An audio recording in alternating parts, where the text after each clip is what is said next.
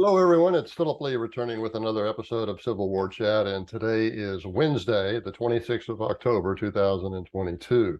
Click on the subscribe button here in the lower right to subscribe, and also the notification bell in the far upper right. If you click on that, you'll be notified when the episodes are released. And if you don't click on that, well, you're going to have some trick-or-treaters playing some tricks on you this Halloween. So let's go ahead and get started with today's presentation, which is House of Cards.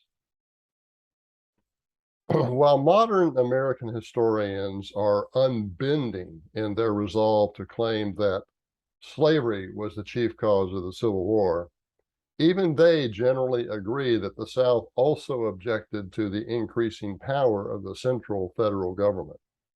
Jefferson Davis, Robert E. Lee, and Judah Benjamin favored emancipating blacks who volunteered to be Confederate soldiers in January 1865, and possibly even earlier.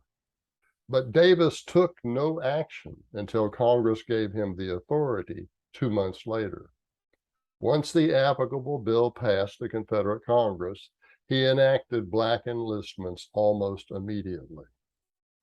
And he did so in a respectful way, in a way that was respectful to the black volunteers. That's a topic for another day. But it's significantly different than the more pedestrian, casual way in which the blacks were taken into the Union Army. Or let me just say it, a more biased way. Lincoln, in contrast, implemented his Emancipation Proclamation by executive order without any congressional approval. In fact, the federal government had no authority to free the slaves until after the war had ended with the passage of the 13th Amendment, which was ratified by all former Confederate states except Mississippi. The Magnolia State had ended slavery in its state constitution months earlier. While rewatching episodes of Netflix's House of Cards, it became evident to me just how much today's Democrats are willing, perhaps ignorantly, to create a dictatorship that their own party would have rejected only 7 years ago. In a 2015 episode, 7 years ago, President Frank Underwood, the Kevin Spacey character, attempts to launch his, quote, America Works, close quote, job program by raiding funding from other programs and focusing America Works on Washington, D.C., where no state governments could interfere. Underwood's initiative is turned back because Republicans and Democrats in both houses of Congress unified by objecting to it as a usurpation of congressional authority, a dangerous, unconstitutional usurpation of congressional authority. Now, to repeat for emphasis, only 7 years ago, House of Cards writers had no doubt that both Republican and Democrat congressmen and senators would unite to go ballistic against any president's disregard for congressional authority to such an extent. The fictional characters argued correctly that if a Democrat president, meaning Frank Underwood, Kevin Spacey, the Kevin Spacey character, was allowed to circumvent congressional power, then a Republican would have a precedent for doing the same in the future. Then a Republican president would have a precedent for doing the same in the future. The result would be a weakened Congress and a strengthened presidency, strengthened to the point of near dictatorship. Well, guess what?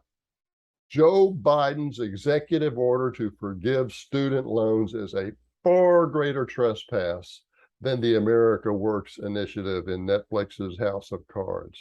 Nevertheless, no Democrat senators and congressmen are objecting, even though Speaker of the House Pelosi stated a year ago that the president lacks the power to forgive student loans on his own. he would have to have a law passed by Congress. That's Pelosi speaking. Well, evidently, Democrats are failing to consider that they are giving any future Republican president the precedent to implement dictatorial powers that future Democrats may oppose.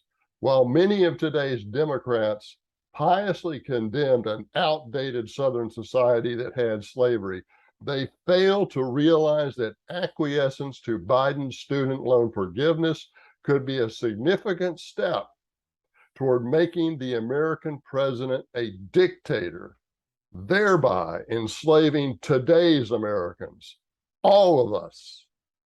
Okay. If you want to look at the history of Northern dictatorship, take a look at U.S. Grant's failed presidency. $22 at Amazon, $26 if you want an autographed copy from me.